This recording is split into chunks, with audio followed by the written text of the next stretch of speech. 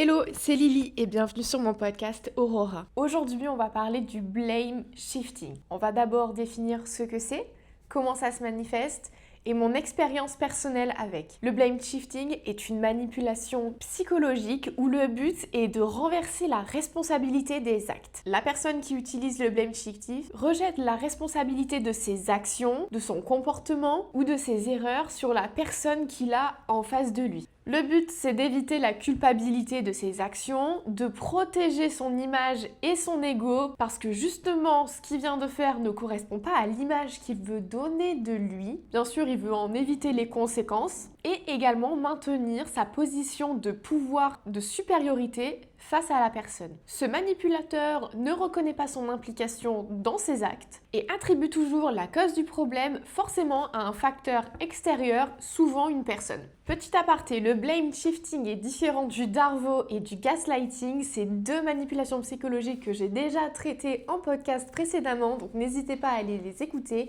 Mais pour résumer rapidement, le blame shifting consiste à un transfert de responsabilité. Le manipulateur ne nie absolument pas les faits, mais rejette la cause sur la personne en face de lui afin de protéger son ego et d'éviter les conséquences. Le Darvo est une stratégie beaucoup plus agressive et manipulatrice. Le but du manipulateur est de déstabiliser la personne qu'il a en face de lui, de nier les faits afin de pouvoir passer lui-même comme une victime. Et enfin, le gaslighting, c'est une manipulation qui vise à faire douter la victime de sa perception de la réalité et le manipulateur met tout en place afin que la victime doute d'elle-même. L'objectif du gaslighting est de contrôler et d'affaiblir psychologiquement sa victime. Revenons au blame shifting. Comment cela se manifeste? Il y a plusieurs grandes étapes. La première, c'est l'inversion des rôles. La personne qui est à l'origine du problème, de ses actes, de ses conséquences,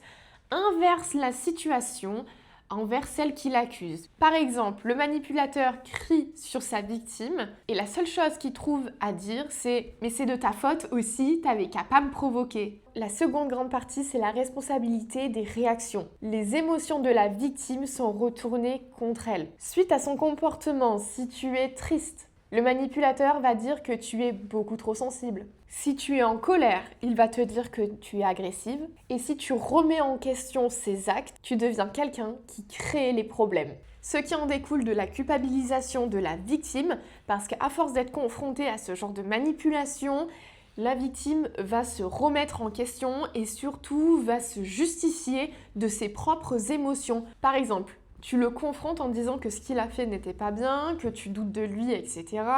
Il te dit que c'est toi qui veux créer les problèmes. Et là, tu te retrouves dans un dialogue de sourds à justement justifier que tu ne veux pas créer les problèmes.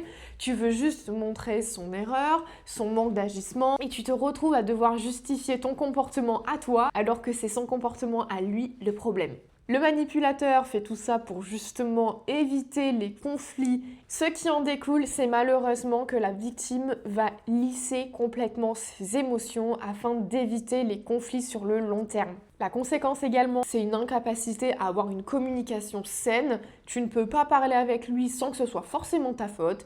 Tout est tout le temps de ta faute, jamais lui. Les conséquences sur cette relation, c'est que ça provoque un déséquilibre, une fatigue mentale parce que tu te retrouves à justifier alors que c'est lui le problème. Tu en deviens à énormément réfléchir, lisser tes émotions pour éviter de briser sa susceptibilité. Et bien sûr, ça provoque une sorte de dépendance émotionnelle. Maintenant, on va parler de mon expérience personnelle. J'ai vécu le blame shifting. J'ai oublié de le dire tout à l'heure, mais le blame shifting peut apparaître dans n'importe quelle relation, peu importe la nature, que ce soit professionnelle, amicale, amoureuse, familiale. Moi, je l'ai grandement vécu lors de ma dernière relation, ma relation toxique. Pour ceux qui n'auraient pas encore écouté mes derniers podcasts, j'ai vécu une relation toxique avec quelqu'un qui a des attraits narcissiques. Et c'est en me renseignant sur tous les types de manipulations psychologiques que j'ai réussi principalement à m'en sortir. C'est pour ça que je transmets tout ce que j'ai appris et surtout mon expérience, car c'est en écoutant des témoignages que j'ai réussi à l'extrapoler à ma relation à moi et me rendre compte à quel point la relation dans laquelle j'étais était absolument pas saine et très problématique. Mon ex utilisait grandement le blame shifting comme toutes les autres manipulations psychologiques que j'ai citées par le passé. Il utilisait grandement le Darvo et le gaslighting. il utilisait le blame shifting dans un cas précis, c'était quand il y avait des conséquences qu'il ne pouvait pas retourner et surtout il ne pouvait non plus me faire douter de la réalité. Je vais vous donner un exemple très simple, c'était quand il y avait acte de violence, par exemple frapper dans un mur ou autre, et que du coup il y avait des marques de ces violences-là, des trous dans les portes, dans les murs, voilà. Et donc du coup, il ne pouvait pas nier que c'était quelqu'un d'autre puisque on était seul dans l'appartement, et en plus de ça, il ne pouvait pas me faire douter de la réalité puisque le lendemain, le surlendemain et les jours suivants, le trou était encore dans le mur. Du coup, c'est à ce moment-là qu'il utilisait le blame shifting en disant oui, mais c'est toi qui m'as poussé à frapper contre le mur, tu m'as énervé, c'est de ta faute, afin de se dédouaner de toute responsabilité de ces actes de violence. Il a aussi commencé à utiliser grandement le blame shifting quand j'ai commencé un petit peu à reprendre conscience et possession de mon esprit, quand j'ai commencé à sortir de l'emprise psychologique dans laquelle il m'avait enfermée au cours de notre relation. Dès que j'ai commencé